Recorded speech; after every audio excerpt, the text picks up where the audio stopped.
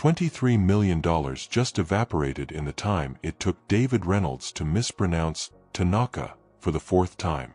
The conference room at Sterling Financial looked like a war zone. Papers scattered across mahogany tables, phones buzzing with increasingly desperate calls from Tokyo, and two grown men in $3,000 suits sweating through what should have been the deal of their careers.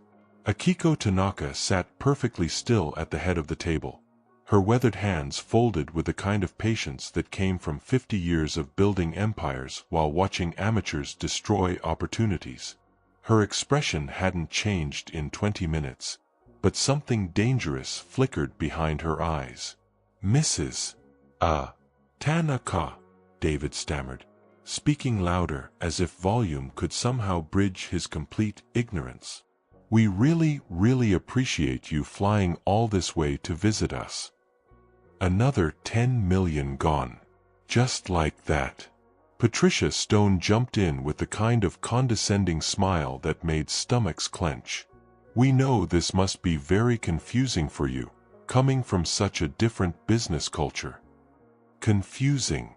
To a woman who'd turned a small textile company into a global financial powerhouse. To someone who understood international markets better than these Harvard graduates understood their own portfolios. Jordan Washington gripped her pen until her knuckles went white. From her corner seat, the same corner where she'd been invisible for 8 months, she watched the disaster unfold with the sick feeling of someone who could fix everything but wasn't allowed to speak. She knew exactly what was going wrong. Every cultural violation. Every missed signal. Every moment of disrespect that was burning bridges faster than Sterling could build them. The gift Akiko had brought sat ignored on the table, its elegant wrapping unacknowledged. In Japanese business culture, that was like slapping someone across the face. But nobody in this room knew that except Jordan. Nobody except the intern they sent for coffee. David's translator, a nervous white man named Robert Liu who'd learned Japanese from smartphone apps, was fumbling through basic pleasantries while completely missing the cultural landmines exploding around them.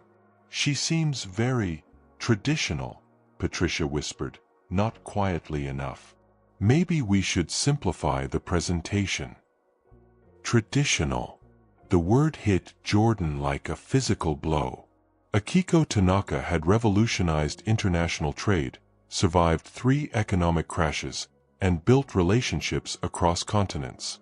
She wasn't traditional, she was legendary. But these executives saw a 50-year-old Japanese woman and decided she needed things explained slowly and simply.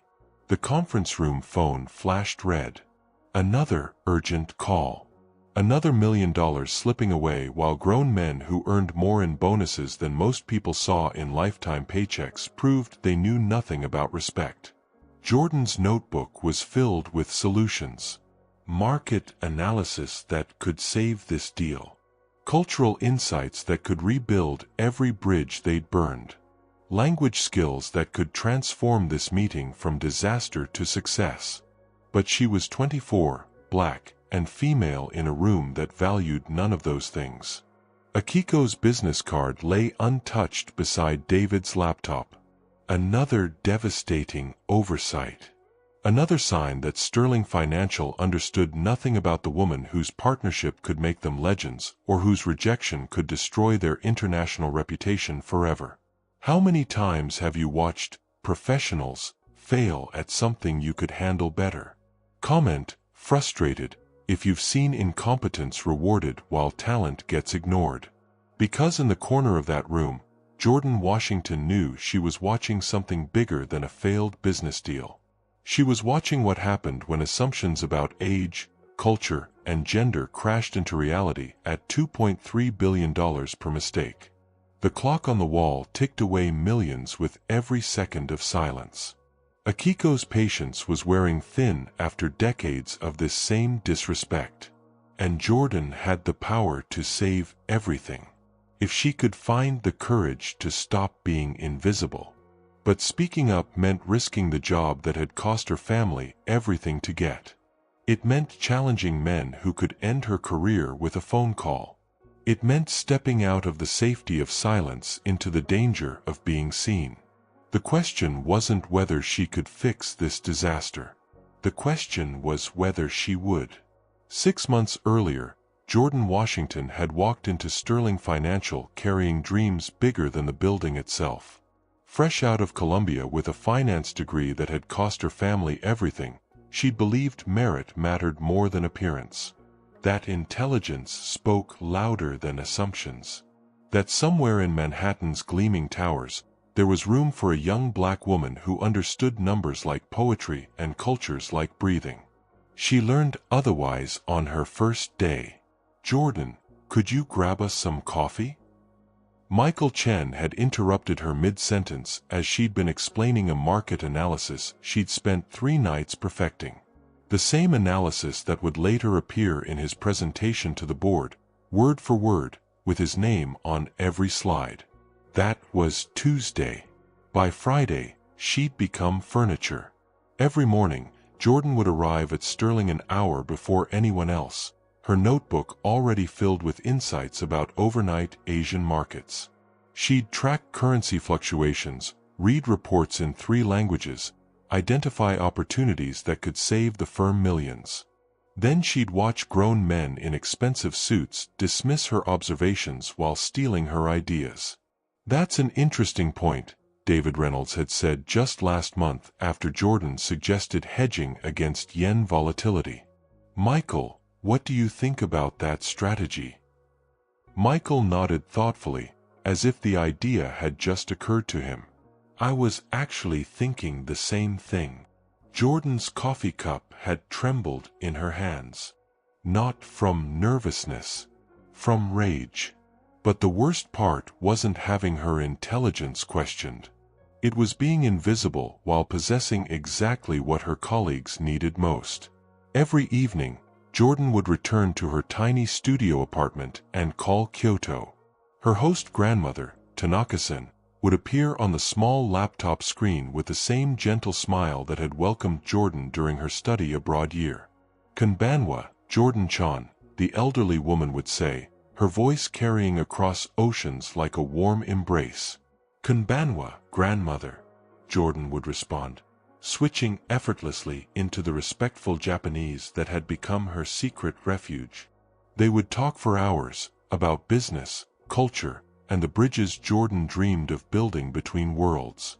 Tanaka-san had taught her more than language. She'd taught her that respect wasn't given, it was earned through understanding. That success wasn't about being the loudest voice in the room, but about being the most thoughtful. That power came from seeing what others missed. Jordan had absorbed it all. The subtle art of Japanese business culture. The importance of hierarchy and honor. The way a single gesture could build trust or destroy it entirely. She'd practiced honorifics until they flowed like music, studied etiquette until she could navigate any cultural complexity. Her colleagues had no idea. To them, she was just another diversity hire. Someone to point to during board meetings when investors asked about inclusion. Someone whose presence made them feel progressive while her voice remained unheard. "Jordan, can you take notes for us?" Patricia Stone would ask during client meetings, sliding a legal pad across the table like Jordan hadn't graduated summa cum laude. Like she hadn't written her senior thesis on international market dynamics. Like she couldn't solve the problems they spent hours debating. Jordan would smile, pick up the pen, and write down every word, including the mistakes, especially the cultural ones. She'd watch colleagues mispronounce client names, fumble through basic international etiquette, miss opportunities because they couldn't read between cultural lines, all while possessing the exact skills they needed. Her notebook grew thick with unused insights, market predictions that proved accurate weeks later, cultural warnings that went unheeded until deals collapsed, solutions to problems her superiors couldn't even identify. Be honest, How many talented women have you seen overlooked because they didn't fit the leadership look? Type guilty if you've ever judged someone's capabilities by their age, race, or gender instead of their performance. Because Jordan Washington was brilliant. She spoke 3 languages fluently, understood global markets intuitively, and could navigate cultural complexities that left her colleagues stumbling. She'd spent years preparing for exactly this moment, when language barriers would destroy what should have been Sterling's biggest deal. But she was 24, black, and female in a world that valued none of those things. Until today, that combination had made her invisible. Today, it might make her indispensable. If she found the courage to speak. Back in the conference room, panic was setting in like floodwater. David Reynolds loosened his tie for the 3rd time in 10 minutes. His firm had landed this meeting through 6 months of careful networking, flying to Tokyo twice, and promising Akiko Tanaka the kind of partnership that would cement Sterling's reputation in Asian markets forever. Now it was all crumbling because nobody could hold a proper conversation. "Get Robert up here," David hissed to Patricia Stone. "Now." Robert Liu arrived 20 minutes later, slightly out of breath and carrying a worn Japanese-English dictionary. Fresh out of college with a minor in East Asian Studies, he'd been Sterling's go-to for basic translation needs. Simple documents, casual phone calls, nothing requiring actual cultural finesse. This was different. This was Akiko Tanaka. This was $2.3 billion. "Robert, thank God," Patricia exhaled. "We need you to explain our partnership proposal to Mrs. Tanaka here." Robert approached the table with the confidence of someone who'd never had to navigate a real business meeting in Japanese. He gave Akiko what he thought was a respectful bow, too shallow, too quick, completely missing the gravity her position demanded. Jordan winced from her corner.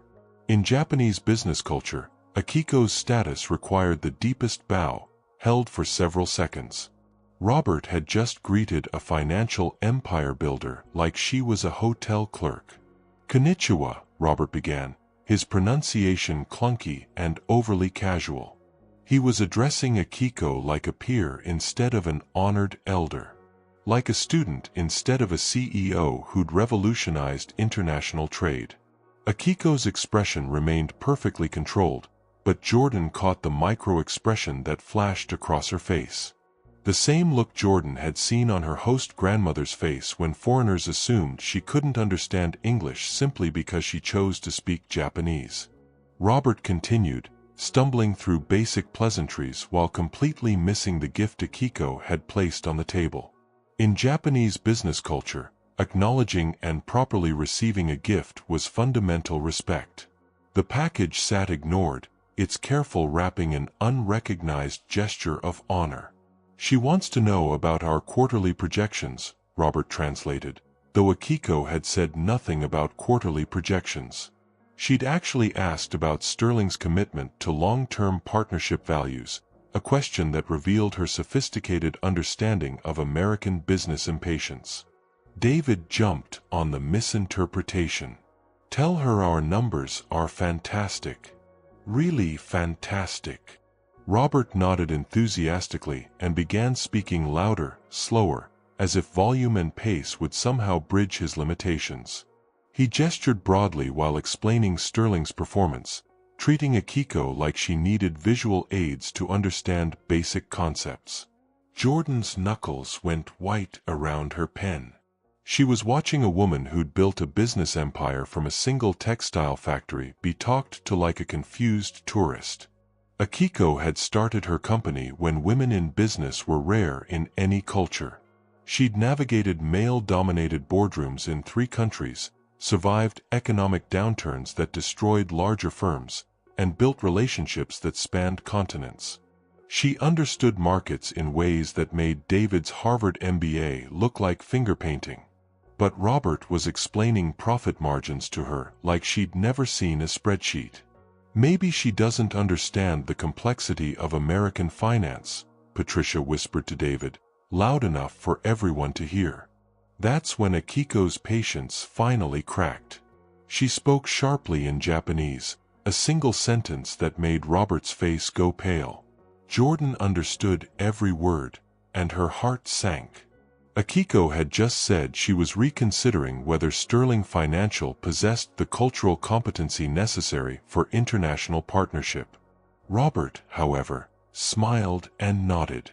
She says she's very excited about the opportunity.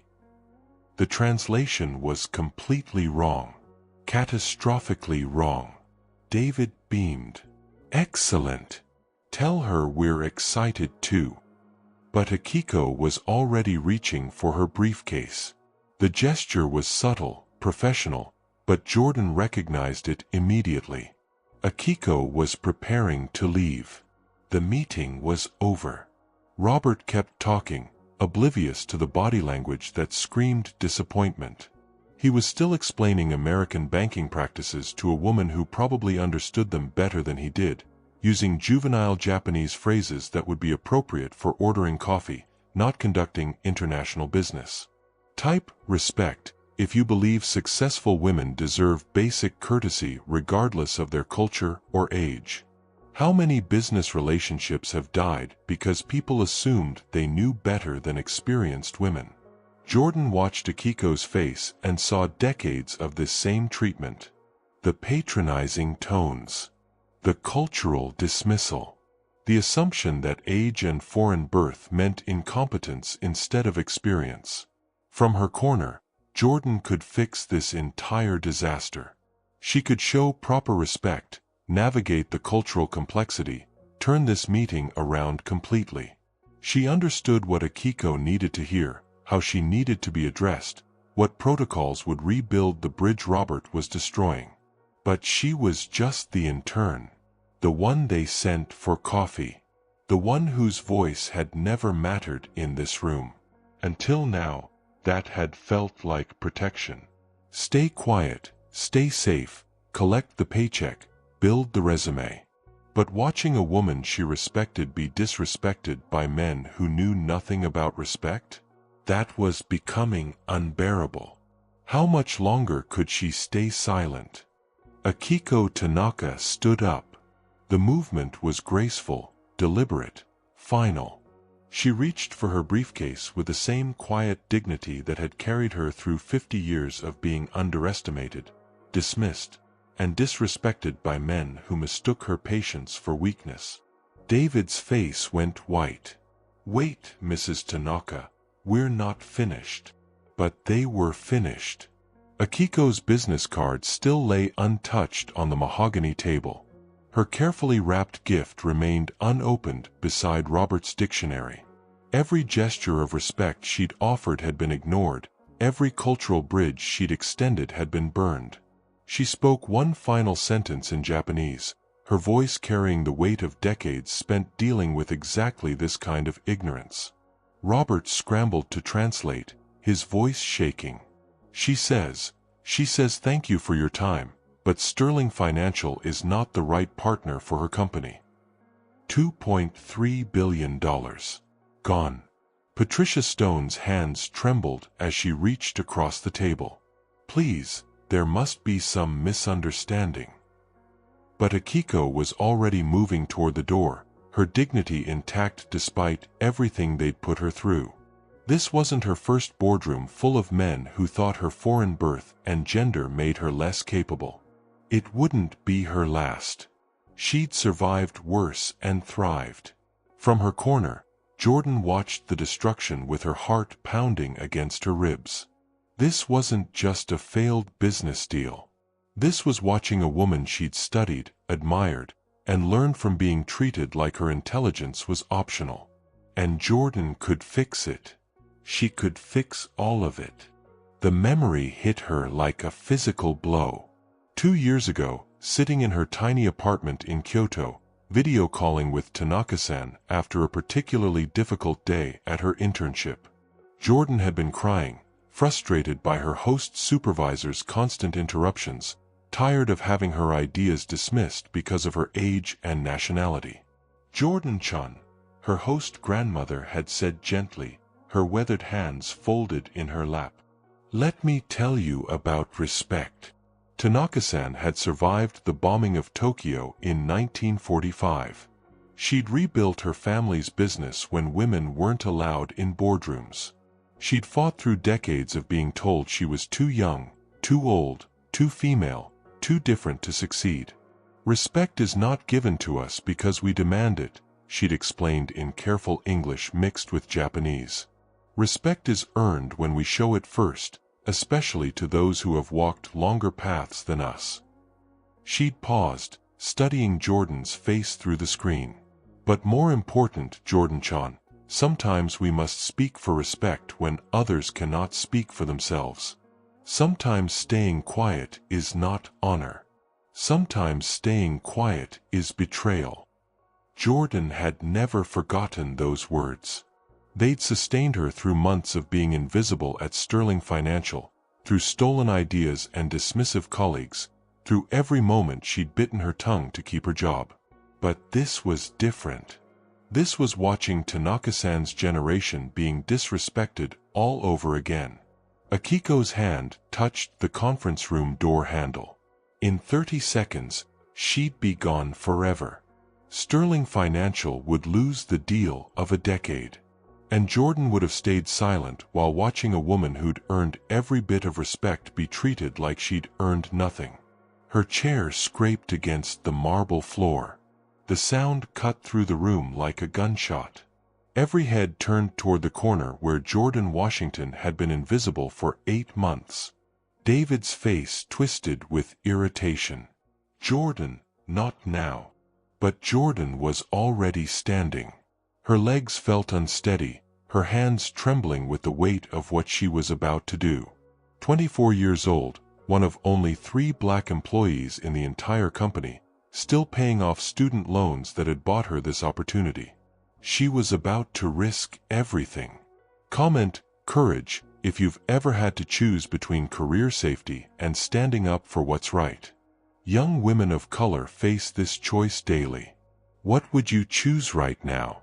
Because Jordan Washington knew exactly what she was walking into. She'd seen what happened to employees who stepped out of line, who challenged the hierarchy, who made their superiors look incompetent. They disappeared. But she also knew what Tanaka-san would say if Jordan let this moment pass. She knew what it felt like to watch injustice happen when you had the power to stop it. And she knew something none of these executives knew. She knew how to save this deal. Akiko had stopped at the door, her hand still on the handle, curious about the young woman who'd found her voice at the exact moment everyone else had lost theirs. The room held its breath. Jordan's heart hammered against her chest as she took her first step away from the safety of invisibility. Away from the corner where she'd hidden her capabilities for months. Away from the silence that had protected her career but betrayed her values. Her host grandmother's words echoed in her mind. Sometimes staying quiet is not honor. Sometimes staying quiet is betrayal. Jordan Washington was done staying quiet. What happened next would either save her career or destroy it completely. But she was finally about to find out what happened when someone stopped accepting invisible and chose invaluable instead. Tanaka-sama. 2 words. Perfectly pronounced. Delivered with the exact level of respect and formality that Akiko's position and age demanded. The room froze. Akiko's hand stopped on the door handle. Her head turned slowly, eyes searching until they found Jordan standing beside her chair, spine straight, hands properly positioned at her sides. "Moshawake gozaimasen," Jordan continued, her Japanese flowing like silk. "Watakushi wa kono kaigi no bunkateki na shippai and itsut, kokoro kara owabi mashijemasu." She was apologizing. Not just apologizing. She was taking responsibility for the cultural failures of the entire meeting, using the most respectful language possible. David's mouth fell open.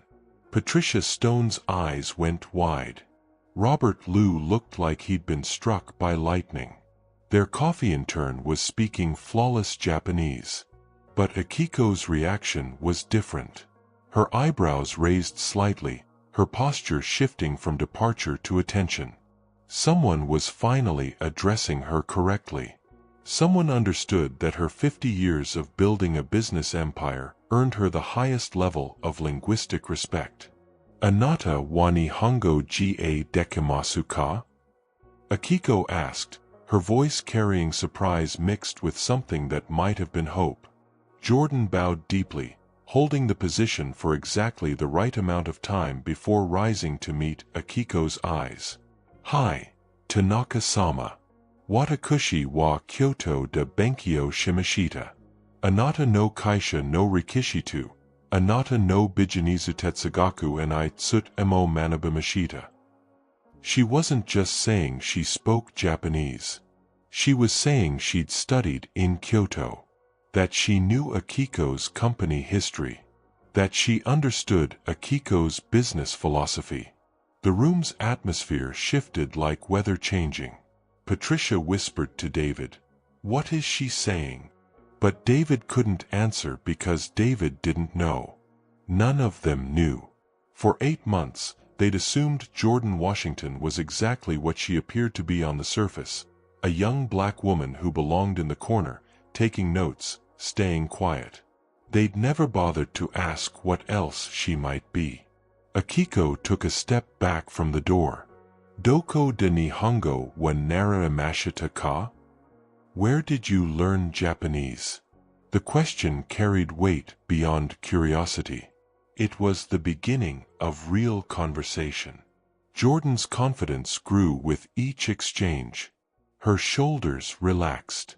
Her voice strengthened. "Kyoto University de Ryugaku Shimashita. Soko de Watakushi no Hosuto Famirii no Obasan Kara. Sunkei Tabunka no Taisetsu Esse wa Ashiit ita Dakamashita." She'd studied abroad at Kyoto University. Her host family's grandmother had taught her about respect and cultural importance. Akiko's entire demeanor transformed. Her business mask softened into genuine engagement. Here was someone who understood. Someone who'd been taught by her generation. Someone who knew that respect wasn't about language alone, it was about recognizing the wisdom that came with experience. "Anata no Hosuto Famirii no Obasan wa, Totemo Kashikoi Hito Disu ne," Akiko said with what might have been the first real smile she'd shown all day. "Your host family's grandmother sounds very wise." Jordan smiled back. "Hi, Kanojo wa Watakushi no Sensei Disu. Sunkei wa Mazu Jibin Kara Hajimaru, to Ashiit Kuramashita." Yes, she is my teacher. She taught me that respect starts with yourself first. The executives watched this exchange like spectators at a tennis match they couldn't follow. Every word was foreign, but the connection forming between the two women was unmistakable. Robert Liu tried to jump in. "I can translate." "No need," Akiko said in perfect English, her eyes never leaving Jordan's face. "This young woman speaks my language beautifully." The emphasis on young woman was deliberate. Akiko was acknowledging Jordan not as an intern, not as decoration, but as someone worthy of recognition. Jordan felt something shift inside her chest. The weight of months spent invisible was lifting, replaced by the strength that came from being truly seen. "Tanaka-sama," Jordan said, switching to English but maintaining the respectful tone, "I believe there may have been some cultural misunderstandings today. If you would allow me, I would be honored to facilitate a proper introduction between you and Sterling Financial." Akiko studied Jordan's face for a long moment. This young woman understood protocol. She wasn't stepping forward to take over, she was offering to serve as a bridge. "You understand why I was leaving?" Akiko asked. "Yes, ma'am. Your gift was not properly received. Your business card was not acknowledged with appropriate respect. and your questions about long-term partnership values were mistranslated as inquiries about quarterly profits." David's face went pale. "Gift? What gift?" Jordan gestured toward the elegantly wrapped package that had been sitting ignored on the table throughout the entire meeting. In Japanese business culture, when someone of Tanaka-sama's stature brings a gift, acknowledging it properly is fundamental to building trust. Patricia stared at the package like she was seeing it for the first time. We didn't know." "I know," Jordan said gently. "That's why I'd like to help. Share this if you believe brilliance comes in all colors, ages, and genders. We just need to start seeing it. How many potential Jordans are in your workplace right now, waiting to be noticed?" Because Jordan Washington had been waiting. 8 months of sitting in corners, watching opportunities slip away because nobody thought to ask what the quiet young black woman might know. 8 months of watching cultural bridges burn because everyone assumed competence looked a certain way. But competence looked like this: a 24-year-old who spoke 3 languages fluently, understood international business protocols intuitively, and could navigate cultural complexities that left Harvard MBAs stumbling. Akiko moved back to the conference table. Her entire body language changed. "Jordan-san," she said, using the respectful suffix that acknowledged an equal, "would you please help these gentlemen understand how to properly receive a gift from a Japanese businesswoman?" The power dynamic in the room had completely reversed. The executives who dismissed Jordan for months were now dependent on her expertise. The intern they'd sent for coffee was suddenly the most valuable person in the building. Jordan walked to the table with growing confidence. "Of course, Tanaka-sama. It would be my honor." What happened next would either save Sterling Financial's reputation or expose just how much they'd been underestimating the talent right under their noses. But one thing was already clear: Jordan Washington was never going to be invisible again. Jordan walked to Akiko's gift with the kind of reverence that comes from understanding its true meaning. "May I?" she asked, gesturing toward the elegant package. Akiko nodded approvingly. Here was someone who knew that receiving a gift properly was an art form. Jordan lifted the package carefully, holding it with both hands while bowing slightly toward Akiko. "Tanaka-sama, we are deeply honored by your generosity and thoughtfulness." She unwrapped it slowly, respectfully, revealing an exquisite piece of Kyoto silk artwork, not expensive in terms of money, but priceless in terms of cultural significance. It depicted a bridge over flowing water, the kind of bridge that connects different worlds.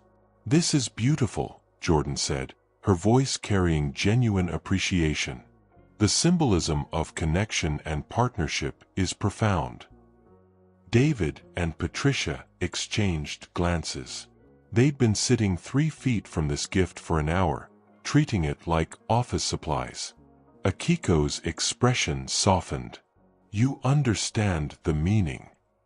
"Yes, ma'am. Building bridges requires patience, respect, and understanding from both sides." Jordan placed the artwork carefully on the table where everyone could see it. "Like the partnerships you're hoping to create." For the first time since entering Sterling Financial, Akiko looked genuinely interested in conversation. Jordan turned to the executives. "Tanaka-sama brought this gift because she sees potential for a meaningful partnership.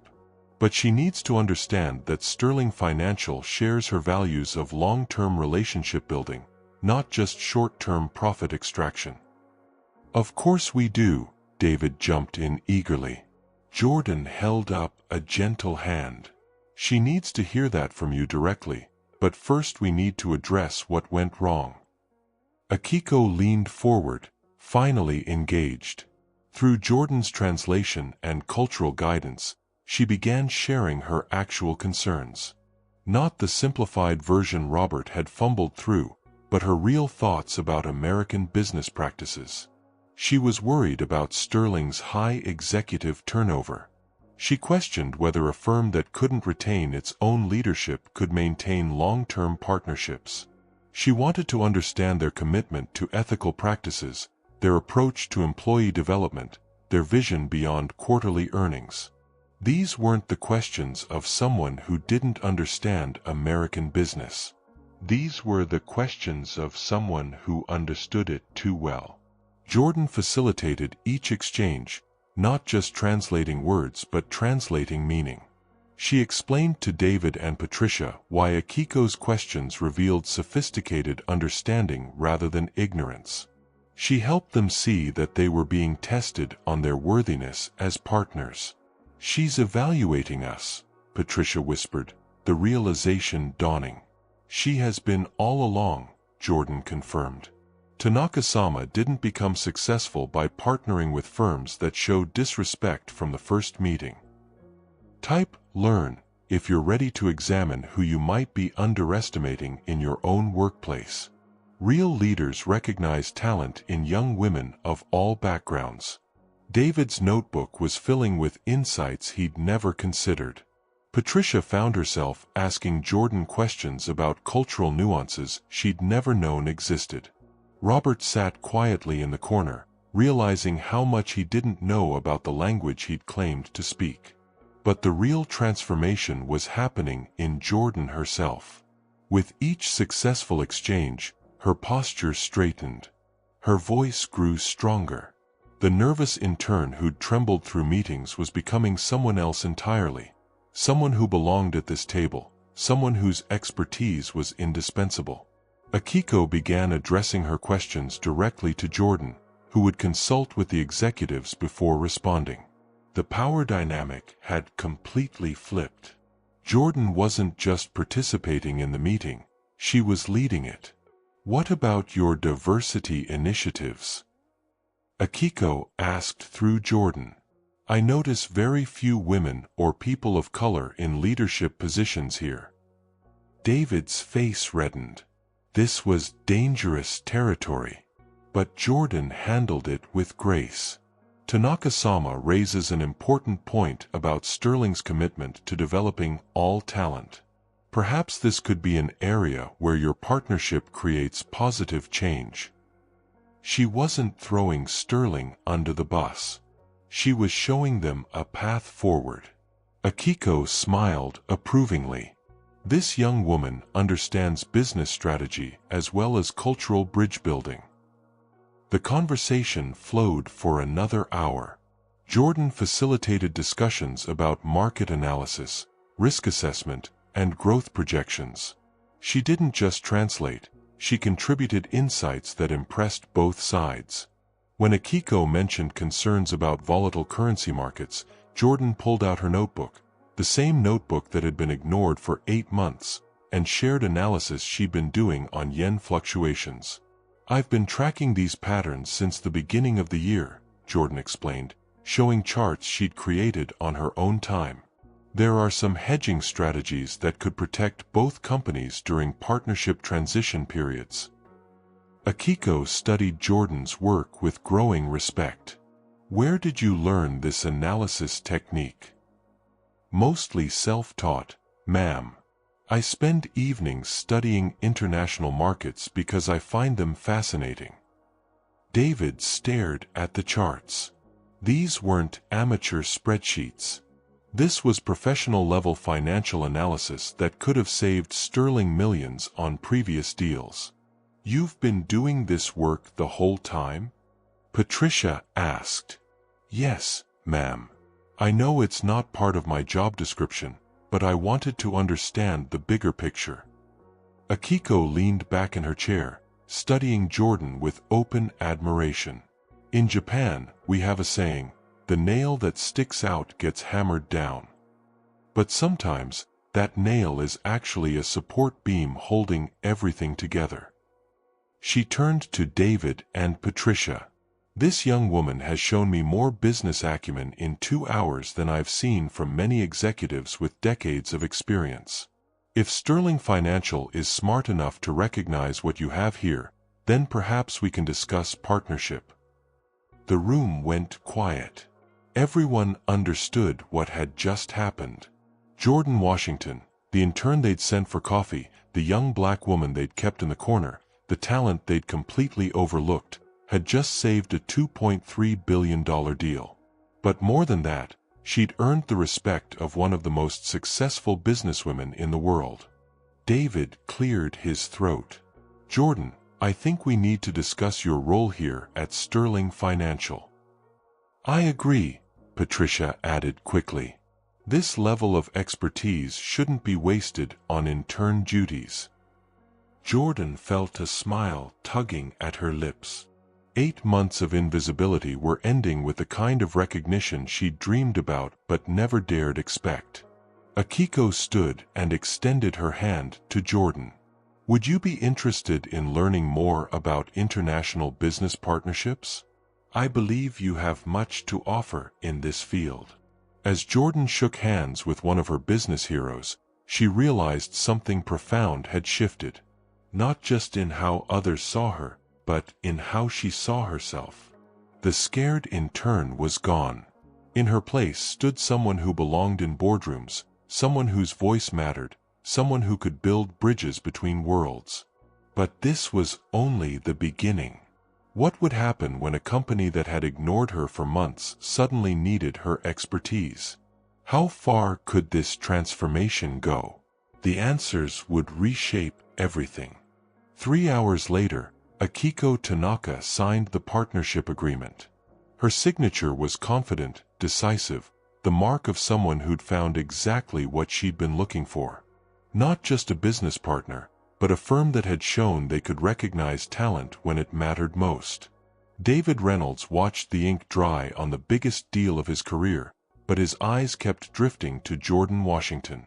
The young woman who'd saved everything was organizing cultural protocol notes like she'd been running international negotiations her entire life. "Before we conclude," Akiko said, setting down her pen, "I want to address something important." She turned to face David and Patricia directly, her voice carrying the authority of someone who'd built empires by recognizing value where others saw none. "This partnership succeeds because of Jordan Washington." The words hung in the air with the weight of undeniable truth. Not because she speaks Japanese, though her fluency is exceptional. Not because she understands cultural protocols, though her knowledge saved this meeting. This partnership succeeds because you have a young woman on your team who sees solutions where others see problems. David shifted uncomfortably.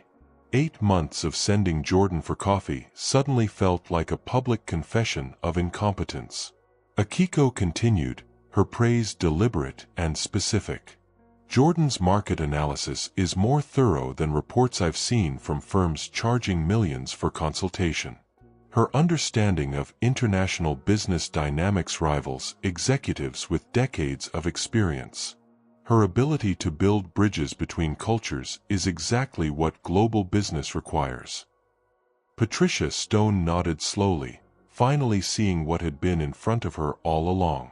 "More importantly," Akiko added, "she showed courage when it mattered most. She risked her position to prevent injustice. That kind of integrity is rare at any age, in any culture." Jordan felt her cheeks warm under the praise, but her posture remained professional.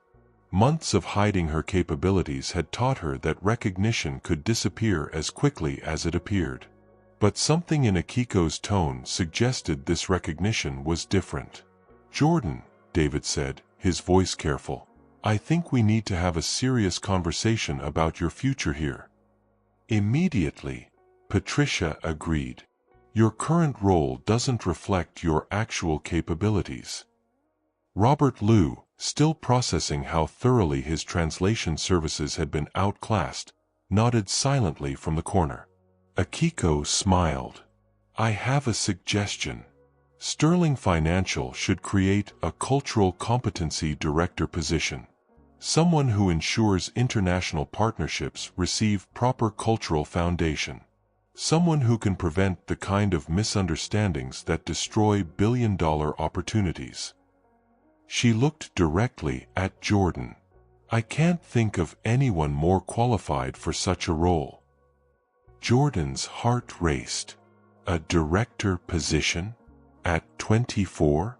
After 8 months of invisibility? That's an excellent idea, David said, his mind already calculating how much money Jordan's expertise could generate. Jordan, would you be interested in developing a cultural competency program for Sterling Financial? With appropriate compensation and recognition, of course, Patricia added quickly. Subscribe if you believe every workplace needs young women brave enough to speak truth to power. Change happens when we stop accepting how things are as how things must be for the next generation. Jordan looked around the room at faces that had ignored her for months, now hanging on her every word. The transformation felt surreal, but also inevitable. She'd always possessed these capabilities. Today she'd simply found the courage to use them.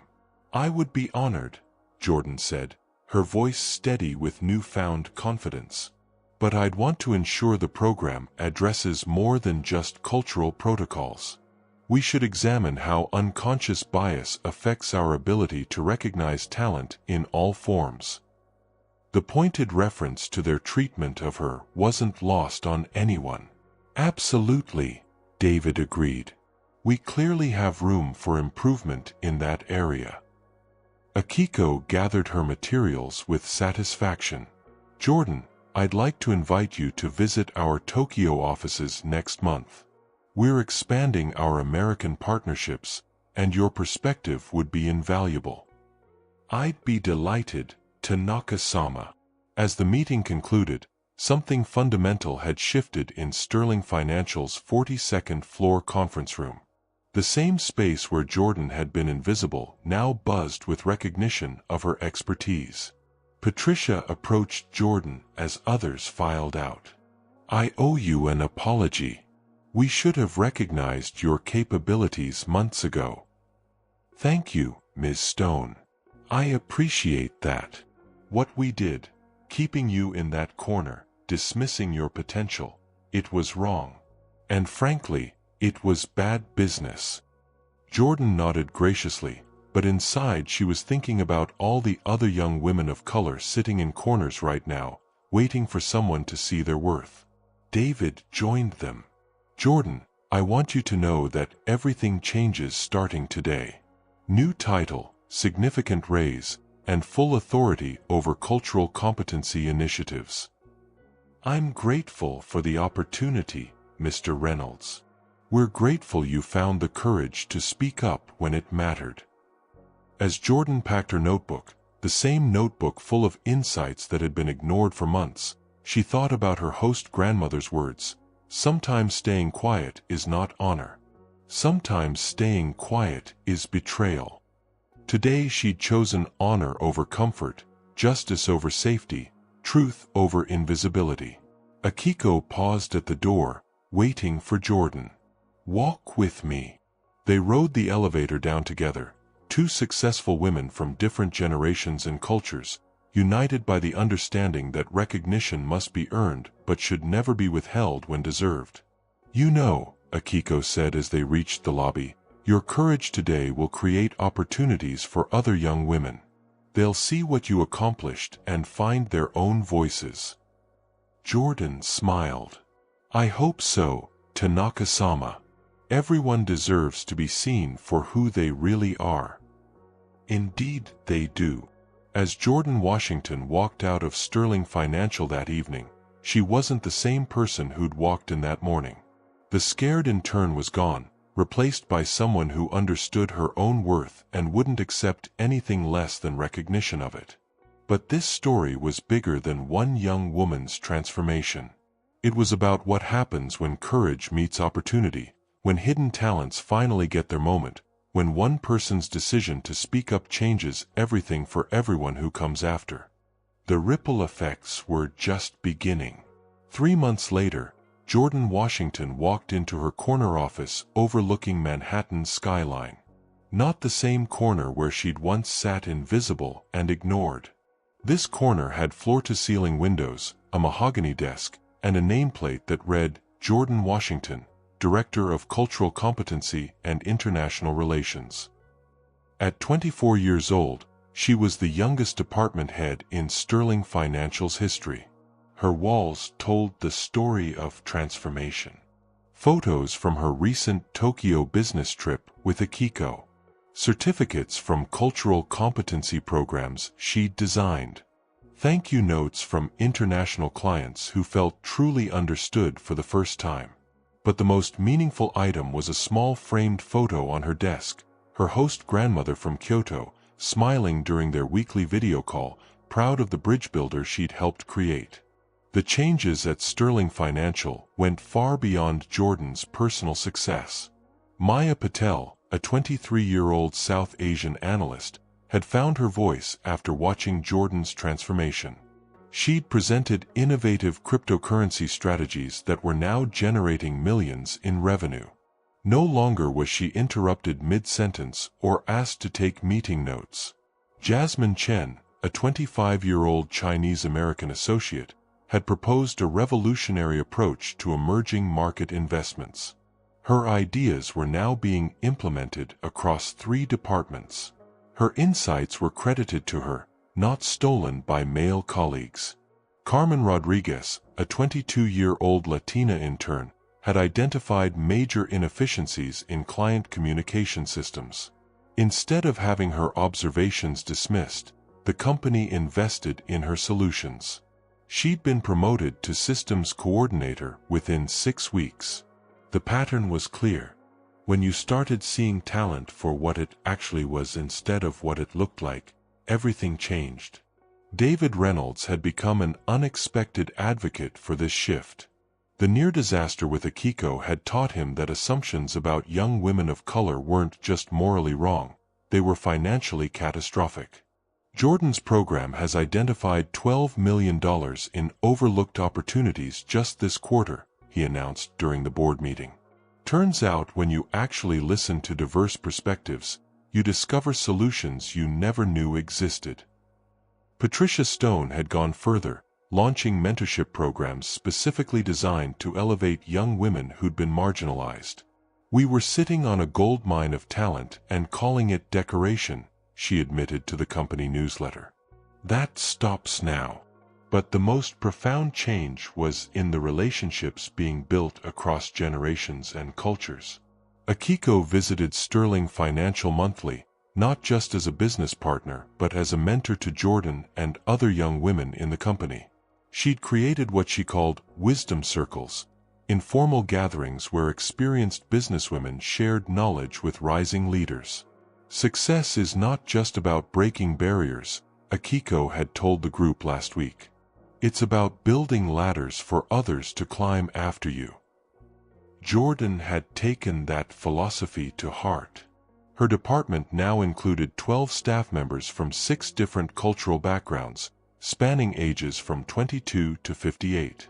The oldest member was Dr. Sarah Kim, a former university professor who'd been overlooked by other firms because of her age.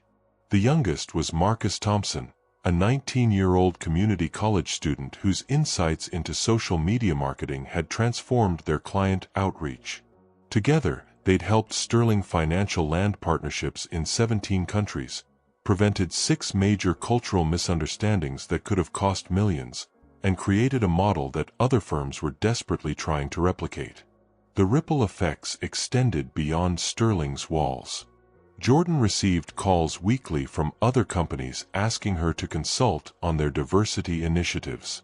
Universities invited her to speak about international business.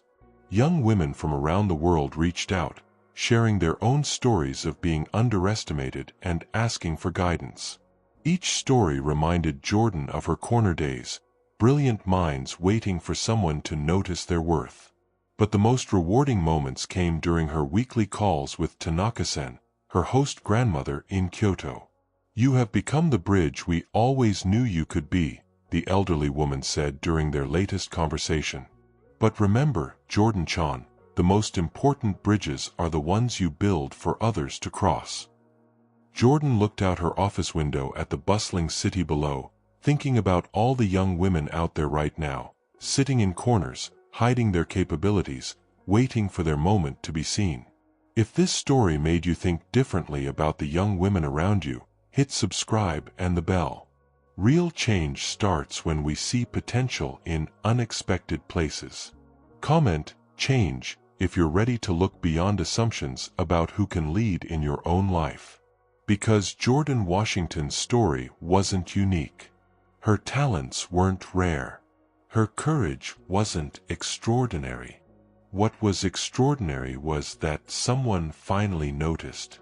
The question isn't whether there are brilliant young women in your workplace, your community, your family. The question is whether you're paying enough attention to see them. Jordan had shown Sterling Financial what was possible when you stopped assuming and started recognizing. The young woman everyone overlooked became the bridge everyone needed. Now the question is, who are you overlooking in your own life? And what could change if you stopped looking past them and started looking at them? The transformation continues. The ripples keep spreading. But only if we choose to see what's been there all along.